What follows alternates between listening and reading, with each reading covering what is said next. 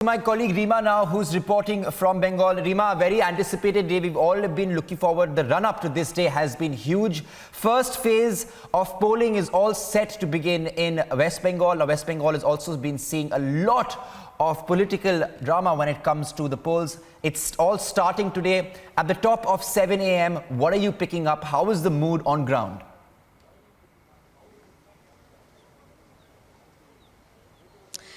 अभी सुबह का वक्त है और मैं बांकुड़ा जिले के रानी बांध इलाके में हूं। चूंकि आपने पब्लिक का मूड पूछा है तो अभी रिमोट एरिया में आपको भी मालूम है कि बहुत ज़्यादा सुबह सुबह उतनी भीड़ नहीं होती है, लेकिन जितनी है मैं उसकी तस्वीरें दिखाने की कोशिश कर रही हूँ। सबसे अच्छी बात है कि यहाँ भी सोशल डिस्टेंसिंग का बाकायदा पालन किया जा रहा है। जो चुनाव आयोग की तरफ से निर्देश थे उन सारे रूल्स को ध्यान में रख के बाकायदा वोटिंग हो रही है, ये सबसे अच्छी बात है।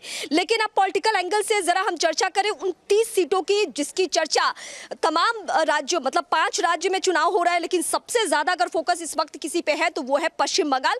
30 सीटों पे चुनाव हो रहा है, लेकिन जिन जिन जिलों में चुनाव हो रहा है जरा उसका मैं जिक्र कर लूं। सबसे पहले पूर्वी मेदिनीपुर, पश्चिमी मेदिनीपुर, इसके अलावा बांकुड़ा जहां पे इस वक्त मैं हूं, इसके अलावा पुरुलिया और झारग्राम।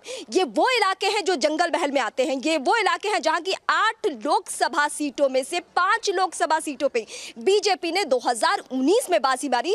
और यही वजह है कि कहा जा रहा है कि ममता की लड़ाई 2016 वाले बीजेपी से नहीं है, ममता की लड़ाई बीजेपी के उस बीजेपी से है जो 2019 में हर उस किले में सिंदबारी कर चुकी है, जिसके बदौलत ममता का कद इतना बढ़ा था और ममता 2 बार सीएम रही थी।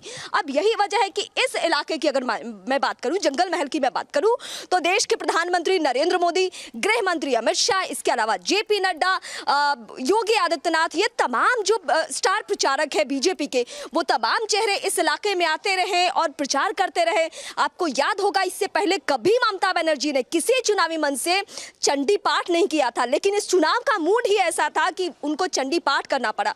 और कल की तो नौबत यह है कि उन्होंने कलमा तक पढ़ा। तो ये चुनावी माहौल हो चुका है और किस तरीके से दोनों खेमे में खलबली है और कैसे दोनों ने चुनावी माहौल में पसीना बहाया और इन्हीं तस्वीरों के लिए पसीना बहाए कि लोग घरों से बाहर निकले, वोट करें।